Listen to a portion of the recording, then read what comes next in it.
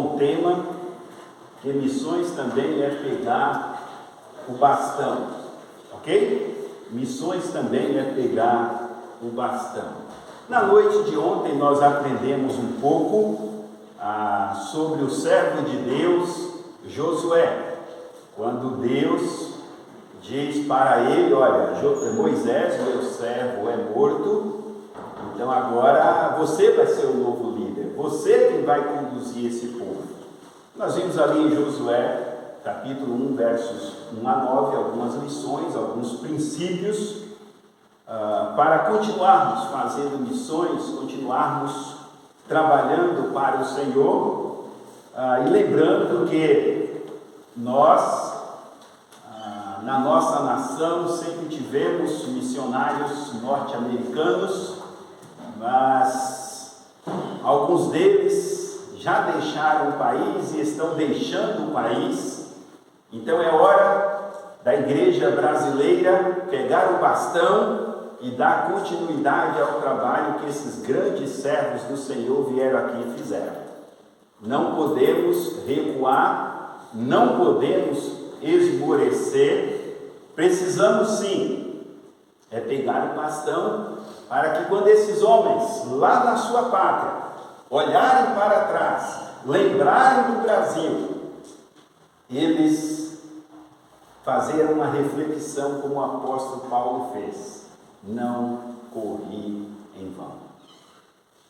Então o desafio é para mim, é para você, a continuarmos trabalhando para o Senhor nessa lida, nessa grande seara, onde ele disse: ide por todo o mundo e pregai o Evangelho a toda criatura.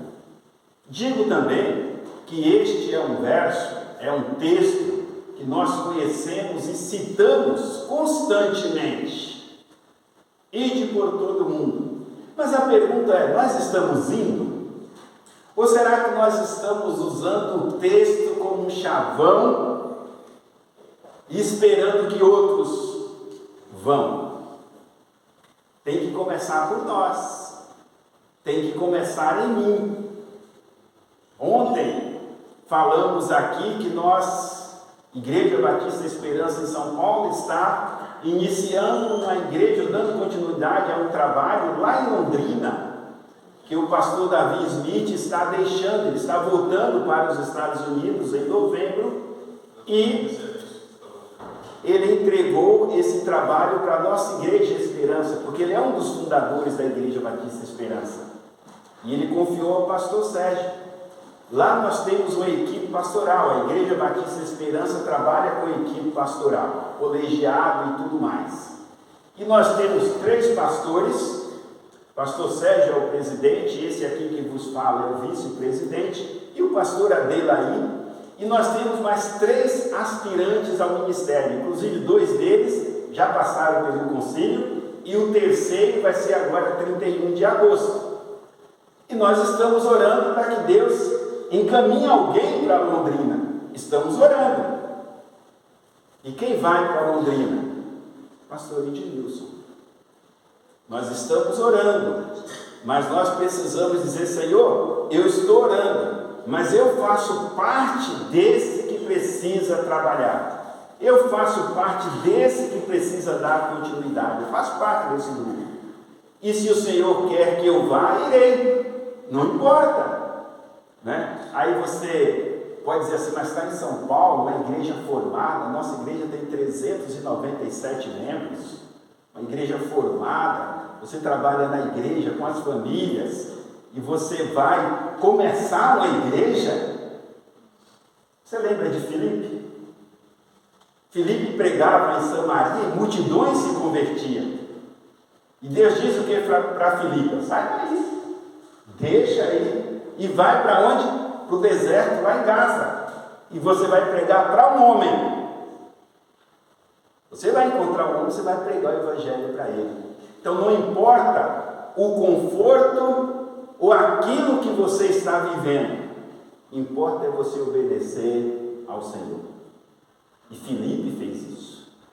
Ele foi e ganhou o eunuco, né? Então, meus irmãos, se coloque à disposição. Ontem nós falamos, então se não tem ali, não pus essa frase, aquela frase que coloquei: a maneira como enxergamos nossa missão irá determinar nosso nível de envolvimento. Como você enxerga missões? Como você vê missões? Isso vai determinar o seu envolvimento em missões. Como que você vê? Você vê que é um trabalho apenas para os pastores? Você vê que é uma atividade apenas para os diáconos? Você vê que missões devem ser feitas pelos seminaristas? Eles que vão fazer missões, não é você? Então, como você vê missões? Isso vai determinar o seu nível de envolvimento. Ok? Abra sua Bíblia comigo, lá em 2 aos Coríntios, capítulo 8. 2 aos Coríntios, capítulo 8. Achou ali, ok. Até aqui vou abrir um parênteses, né? Estava conversando com o pastor Rafael, o Mateus, e ele disse: olha, o Mateus é da tribo de Midian, é o homem da mídia. E eu falei: olha, eu já vi lá e não encontrei nenhum Mateus, né? Mas, Mateus, obrigado pela ajuda, obrigado por sua disposição. É muito bom ter pessoas sempre comprometidas servindo ao Senhor. Deus te abençoe ricamente. Então, 2 aos Coríntios, capítulo 8, vai dizer assim: também, irmãos, vos fazemos conhecer a graça de Deus, concedida às igrejas da Macedônia, porque no meio de muita prova de tribulação, manifestaram a abundância de alegria, e a profunda pobreza deles superabundou a grande riqueza da sua generosidade, porque eles, testemunho eu, na medida de suas posses, e mesmo acima delas, se mostraram voluntários, pedindo-nos com muitos rogos a graça de participarem da assistência aos santos. E não somente isso, fizeram como nós esperávamos, mas deram-se de si mesmos ao Senhor, depois a nós pela vontade de Deus. Vamos orar. Senhor Jesus, te louvamos por esta manhã, a qual o Senhor nos agracia com esta oportunidade de aprendermos mais da sua palavra. Obrigado, porque temos esse tão grande privilégio e queremos pedir ao Senhor que o teu Espírito ilumine a nossa mente, nosso coração, para que possamos aprender ou relembrar princípios da tua palavra nesta manhã e nos comprometermos ainda mais com a obra do Senhor. Ajude este teu povo que se reúne neste lugar a cada vez mais olhar para missões, fazer missões, pegar o bastão e dar continuidade à obra que aqui foi iniciada. Abençoe o teu povo, em nome de Jesus.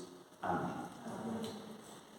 Meus amados, então, nós queremos falar nesta manhã, ok? Uma oferta agradável. Uma oferta agradável. Mas quando falamos em oferta agradável, ou em algo que é agradável ao Senhor, o que é que vem na sua mente?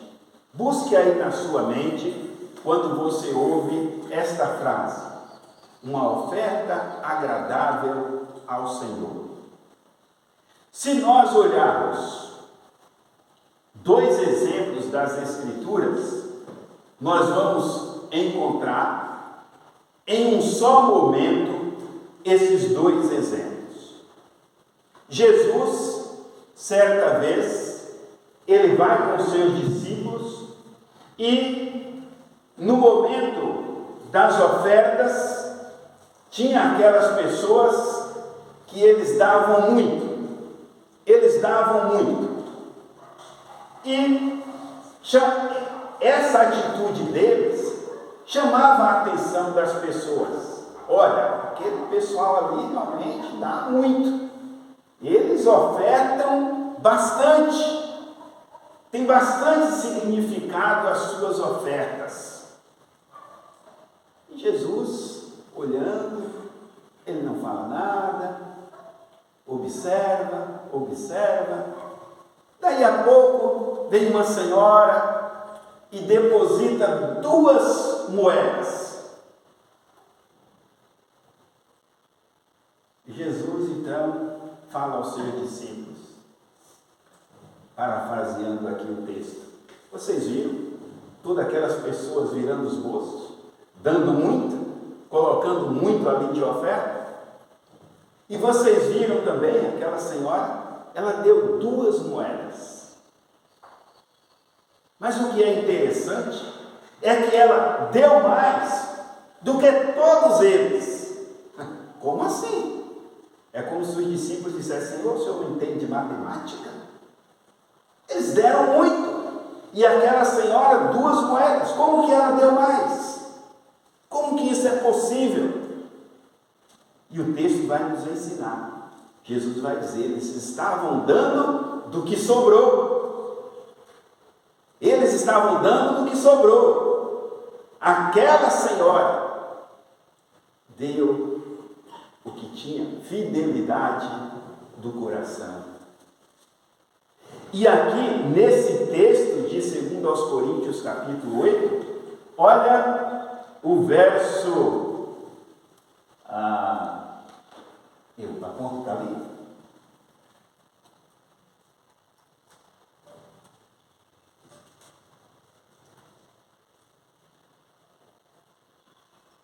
Ok. Olha essa frase do verso 5. Mas deram de si mesmo primeiro ao Senhor.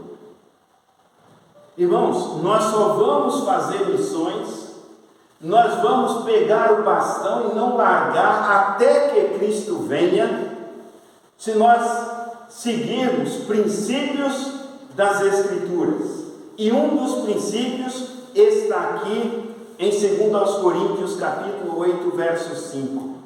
Mas deram-se a si mesmos primeiro ao Senhor. O que Deus quer de nós é que nós nos demos para Ele, que nós dediquemos a nossa vida a Ele, que nós dediquemos tudo que nós temos a Ele. Nós precisamos nos dar primeiro a Ele, para que depois possamos honrá-lo, possamos glorificá-lo, fazendo missões, dando-se primeiro ao Senhor. E o que é interessante nesse texto também é que Paulo vai descrever algumas características daqueles irmãos. Ele vai descrever algumas características daqueles irmãos para nos desafiar que é possível fazermos uma oferta agradável ao Senhor. Mas para darmos uma oferta agradável ao Senhor, nós precisamos nos dar primeiro a Ele. Isso requer uma coisa fundamental. 1 Pedro 1, 15 e 16, especificamente verso 16. Sede santos, porque eu sou santo. Para fazermos missões, nós precisamos nos dar primeiro ao Senhor. E isso requer santidade de vida. Isso requer uma vida no altar do Senhor. Isso requer uma vida que tenha compromisso com a palavra de Deus, em viver os princípios da palavra de Deus. Eu lembro de um jovem, Tenho 37 anos de vida cristã, caminhando para 38, então já vi de muita coisa, né? Aceitei Cristo com 20 anos e 6 meses, basicamente. Então já caminhei bastante nessa jornada como peregrino e já vi de muitas coisas. Um jovem, certa vez, ele disse: olha, eu quero me dedicar para servir ao Senhor. Ele disse ao responsável pelos jovens na Igreja Batista Maranata naquela ocasião, Lucas Xavier, filho do pastor Xavier. Ele era o responsável pelos jovens. E ele disse: Lucas, eu quero me dedicar para servir ao Senhor. E o Lucas disse para ele: tudo bem. Temos várias áreas aqui na mocidade que está precisando, né? Você quer se dedicar em quê? E ele disse: 2 ou 3 áreas eu estou à disposição. Tá bom. E ele foi colocado para exercer uma determinada área. Mas o dia a dia dele era vergonhoso. Era vergonhoso. Ele não dava um testemunho de salvo. Ele brigava por quaisquer coisas. Ele desrespeitava os pais.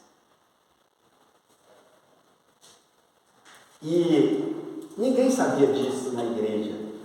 Mas quando ele foi colocado para servir, aí os pais procuraram Lucas e narraram quem era a pessoa. E em primeiro momento ele foi desqualificado para fazer, estava desqualificado para servir. Mas você conhece o nosso Deus? O nosso Deus é de misericórdia? O nosso Deus perdoa? O que o Lucas fez? Edmilson, você vai me ajudar. Vamos trazer esse jovem para perto de nós. E trouxemos aquele jovem para perto de nós. Ele nem exerceu o que foi oferecido, mas trouxemos para perto de nós. 6 meses depois, quem via aquele homem, aquele jovem, não dizia que era a mesma pessoa. Os pais procuraram Lucas e falaram: Lucas, o que você fez com meu filho? O que você fez com meu filho? Porque agora ele não só nos obedece, como ele antecipa o que nós vamos pedir. Ele já está um passo à frente de nós. O que você fez com ele? E Lucas disse para ele: olha, ensinei para ele que para servir ao Senhor precisa dar-se primeiro ao Senhor. E isso requer uma prática de vida. E aquele jovem cresceu. Aquele jovem buscou santidade de vida e pôde ajudar muito no evangelismo na igreja, porque agora ele tinha outro comportamento. Por quê? Porque ele deu primeiro de si mesmo ao Senhor. Então, meu irmão, minha irmã, jovem, adolescente, nós somos pecadores. Mas nunca é tarde para dizer: Senhor, eis-me aqui. Nunca é tarde para dizer: Senhor, me perdoe. Nunca é tarde para dizer: Senhor, eu quero te servir. Eu quero dar-se de mim primeiramente ao Senhor. Nunca é tarde. E você pode fazer isso ainda hoje, se você não tem vivido os princípios da palavra de Deus. Ainda hoje. O nosso Deus é misericordioso. O nosso Deus, Ele nos perdoa quando nós confessamos os nossos pecados. Então Paulo vai dizer que aqueles irmãos deram primeiramente de si mesmo ao Senhor. E com isto, eu quero ver com vocês 3 características de uma oferta agradável a Deus. 3 características de uma oferta agradável a Deus. Primeiro, nós vamos ver que aqueles irmãos, porque eles deram-se de si mesmos primeiramente ao Senhor, eles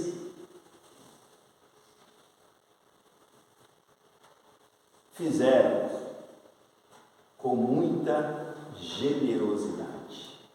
Com muita generosidade. Olha o que diz o verso 2: porque no meio de muita prova de tribulação, manifestaram abundância de alegria, e a profunda pobreza deles superabundou em grande riqueza da sua generosidade. Irmãos, quando nós nos damos primeiramente ao Senhor, Deus vai nos agraciar de tal maneira que nós vamos fazer tudo olhando primeiramente para o Senhor. Deus vai colocar generosidade em nossos corações, a tal ponto que vamos fazer a diferença sem perceber.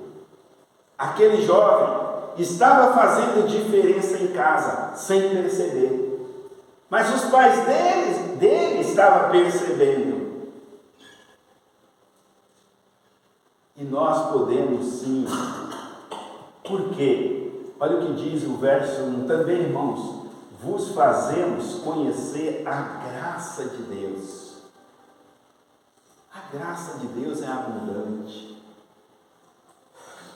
As Escrituras nos ensinam lá em Romanos que onde abundou o pecado, superabundou a graça de Deus. E nós podemos, sim, ser generosos com a obra de Deus, pensando também em missões, pensando em não soltar o bastão. Podemos, sim, ser generosos. Meus amados, Deus, Ele requer de mim e de você fidelidade de coração. Fidelidade de coração. Deus sabe tudo que eu tenho? Sabe. Salmo 116, 12 diz o seguinte: que darei ao Senhor por todos os seus benefícios? Que darei ao Senhor? Ele sabe tudo que eu tenho. E Ele sabe perfeitamente que a graça dele está disponível constantemente na minha vida. E eu posso ser generoso. Eu posso contribuir com a obra de Deus em diversas áreas. Mas, nesta manhã, nós estamos falando de contribuir com missões, em não soltar o bastão. Então, aqueles irmãos, mesmo expressando a sua profunda pobreza, eles foram generosos, superabundou em grande riqueza da sua generosidade. A constância. E é interessante que tinha uma igreja rica, né? Paulo vai relatar isso, que já fazia quase um ano, e eles sempre fazendo a colheita, e nunca mandava a oferta. Mas esses irmãos eram constantes. Por quê? Porque eles eram generosos. E por que eles eram generosos? Porque eles se deram primeiramente ao Senhor. Segunda característica: voluntariedade. Nós vemos isso no verso 3. Porque eles, testemunho eu, Paulo está dando esse testemunho, na medida de suas posses e mesmo acima delas, se mostraram voluntários. Mesmo acima delas. Os irmãos devem lembrar, mas está lá no livro de Êxodo, quando Deus diz para Moisés construir um tabernáculo. E Moisés pediu ao povo que trouxesse suas ofertas, coisas para a construção do templo. E chegou um determinado momento que Moisés foi avisado. Diz ao povo que parem, não tragam mais nada, porque tem de sobra. Irmãos, que a obra missionária fosse assim, que a igreja do Senhor fosse assim. Tem de sobra. Parem. Voluntariedade. E ser voluntário na obra de Deus é realmente reconhecer o sacrifício voluntário que Cristo ofereceu por nós na cruz. Ele não foi obrigado a ir naquela cruz, ele foi voluntariamente. Por quê? Porque nos amou. Nós também precisamos amar a obra de Deus. Nós precisamos amar os perdidos, ser voluntários e se colocar para servir. A Bíblia diz que nós devemos amar a Deus acima de todas as coisas. E qual é o segundo mandamento semelhante a este? Amar o próximo como a si mesmo. O que é que Deus tinha de melhor que nos amou e deu por nós? Jesus Cristo. E diz que você precisa amar a Deus e o próximo como a si mesmo. O que é que você tem de melhor que você precisa falar para o seu próximo? Jesus, a salvação. Você não precisa amar o seu próximo como a ti mesmo? Ou como a Deus? Que é o segundo mandamento. Então, amar o nosso próximo é convergir, é agir para que eles sejam salvos, porque nós o amamos. E como nós vamos fazer isso? Falando, contribuindo, indo, orando, se dando primeiramente ao Senhor e sendo voluntário. Não esperar mandar, não esperar pedir. Eu vejo que ali tem uma casinha com bastante folhetos. Precisa o pastor Rafael dizer: irmãos, peguem folheto e evangelizem pessoas. Eu creio que ele faz isso, mas também eu creio que não seria necessário. Eu creio que isso deveria ser voluntário. Estou saindo, vou encontrar com pessoas, eu vou pegar folheto, eu vou entregar. Eu vou convidar pessoas para vir à igreja. Entende? Por que aqueles irmãos se colocaram como voluntários para ofertar, para servir ao Senhor? Porque eles se devem primeiramente ao Senhor. E terceira característica é espontaneidade. Seja espontâneo. Seja espontâneo. Jesus não foi obrigado a vir a este mundo. Pelo contrário, ele veio espontaneamente. Seja espontâneo. Diga: Senhor, me ajude. O que é que eu posso fazer? Como eu devo fazer e o que eu devo fazer para ganhar pessoas para Cristo? Como eu devo agir? Dê-me sabedoria, Senhor. Seja espontâneo. E ser espontâneo também é criar estratégias para evangelizar. É criar estratégias para contribuir também. Mas, claro, que cada um vai criar o seu modelo, a sua estratégia para evangelizar. Ontem eu falei daquele professor que tive, que ele disse que ele se denominava bruxo, pai de santo e espírita, mas eu fiquei orando, pedindo a Deus uma oportunidade para ler as escrituras para ele, e Deus deu a oportunidade. Outra ocasião tinha uma senhora que ela era copeira na Volkswagen, e eu havia comprado um Gol, e eu ia na Volkswagen fazer as revisões do carro. Mas eu tinha a oportunidade de conversar com todos aqueles mecânicos, aquelas pessoas ali, eu tinha oportunidade, era caminho do meu trabalho. Então eu entrava na editora Batista Regular, onde servi por 23 anos, 9 horas da manhã. Então eu vinha de carro, saía de casa às 7, parava na Marginal, que era caminho, parava na Volkswagen para tomar café, porque eu fiz amizade com o pessoal. Então eu tomava um cafezinho e apresentava o Evangelho, né? E tudo bem, e tinha uma senhora que era copeira e a gente não tinha acesso a ela, fácil. E eu falei, Senhor, preciso falar do Evangelho para essa senhora. Dá-me aí uma estratégia, não sei como, mas eu preciso. E para ser espontâneo, eu preciso criar as estratégias. Então, um belo dia, o Pedro era o nome dele, era quem comandava ali a equipe, né? O chefe. Ele disse, Edmilson, vamos tomar um café?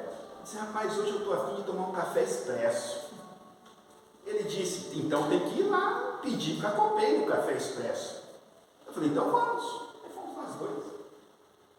Chegando lá, bom dia, eu não vou dar o nome dela aqui por ética, tá? Bom dia. Ela, bom dia, senhor, tudo bem? Tudo bem.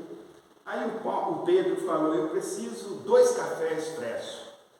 Eu falei, ótimo, mas o meu eu quero bem forte mesmo. E aí, ela tirou o café expresso tão forte que quase não saía da xícara, né? De tão forte que estava. E eu tomei aquele café e cheguei para ela e falei, dona fulana, muito obrigado. Foi o melhor café que eu já tomei em toda a minha vida quando se fala de café expresso. Ela falou, mas o senhor tomou sem açúcar. Porque eu tomo café sem açúcar. O senhor tomou sem açúcar? Eu falei, sim. E sabe por que eu tomei sem açúcar? Porque a vida é doce. Ela pegou e falou assim, que nada, a vida é amarga. Se eu contar um pouquinho da minha vida, o senhor vai saber que minha vida é amarga. Era a porta que eu queria. E aí disse para ela, olha, eu concordo com a senhora em parte. Eu não podia discordar dela, porque ela fechava a porta, né? Eu concordo com a senhora em parte. Por que eu concordo em parte? Porque talvez a senhora não conheça aquele que traz alegria para as nossas vidas. Aquele que traz o perdão para o nosso pecado. Talvez a senhora não conheça aquele que nos fortalece quando estamos fracos. Talvez a senhora não conheça aquele que nos consola quando estamos nas tribulações. E ela abriu bem o olho assim e disse, mas Senhor, quem é esse? De quem o Senhor está falando? Eu falei, de Jesus, aquele que deixou a sua glória e veio morar aqui neste mundo, dar a sua vida por nós, para transformar as nossas vidas. Esse café que eu tomei, ele estava amargo, mas aqui dentro está a doçura de Cristo. E ela disse, então, que horas o senhor passa aqui para o senhor falar dele para mim? Eu falei, qual é o horário do seu almoço? Ela disse, tal hora. Eu fui para a editora, depois voltei na hora do almoço dela e fui evangelizá-la e ela aceitou Cristo. Oportunidades. Seja espontâneo. Crie oportunidades. Agora, eu vou contar uma outra parte, tá? Quando eu cheguei na editora, eu acho que eu tomei uns 3 litros de água, porque estava tudo fervendo aqui. Estava tudo fervendo. Mas eu estou vivo. E uma pessoa salva. Não importa, irmãos. Seja espontâneo. E não tenho problema de gastrite por causa daquele café, tá? Não tenho. Estou muito bem. Entende? Então, seja espontâneo. Dê-se primeiramente ao Senhor. E depois você vai ver que Deus vai abrir oportunidades, mais oportunidades. Para você ser generoso, para você ser voluntário, para você ser espontâneo. Então diz verso 4 para terminarmos. Então quando encerra o tempo, ele desliga. Mas eu já estou terminando, talvez eu não vou nem colocar um outro. Mas pode colocar esse ali para carregar, tá? Fica à vontade, já estou terminando. Então, olha o que diz verso 4: pedindo-nos que, com muitos rogos, a graça de participarem da assistência dos santos. Então, irmãos, seja espontâneo, seja voluntário, seja generoso, mas para isso, dê-se primeiramente ao Senhor. Dedique a sua vida primeiramente ao Senhor. Por quê? Pode passar, Mateus? Próximo ali? Ok, obrigado. Por quê?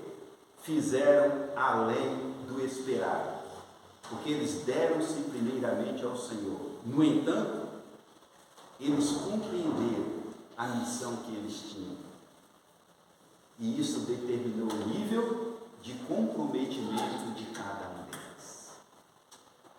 Que a sua vida também seja assim. Que a minha vida também seja assim. Seja uma vida no altar de Deus, para a glória dele, não para a nossa exaltação. Quem somos nós? Esses 2 exemplos que contei a vocês aqui, contei tão somente para ilustrar, mas não para dizer que sou coisa alguma. Porque se não for a graça de Deus na nossa vida, nada seremos. Nada, nada, nada. Mas dê-se primeiramente ao Senhor. Vamos orar. Pai eterno, neste momento eu quero rogar ao Senhor a sua graça, a sua bondade, a sua ajuda, o seu auxílio para o seu povo.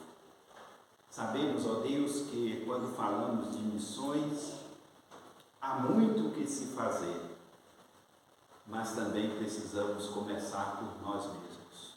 Não podemos esperar pelo nosso irmão ao lado, não podemos esperar pelo nosso irmão da igreja mais perto, precisa começar por nós.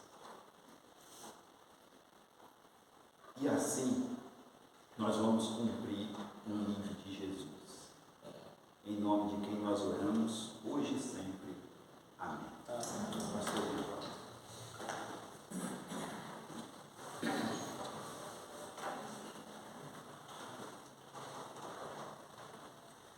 Pastor, chega à igreja, nós temos uma igreja, uma congregação, precisa de um pastor, e é lá em Londrina também, né? E a igreja disse, não, então vamos enviar alguém novo para lá, iniciando o ministério, que tem toda a vida para frente, energia. Daí o pastor disse, mas ninguém quer. Então daí um pastor de 58 anos, né? Já um tempo no ministério, eu vou então. É um desafio para nós, um testemunho, um desafio para cada um de nós, né? Atendermos sempre a chamada de Deus. Que sejamos assim. Obrigado, pastor Edmilson. Vamos então.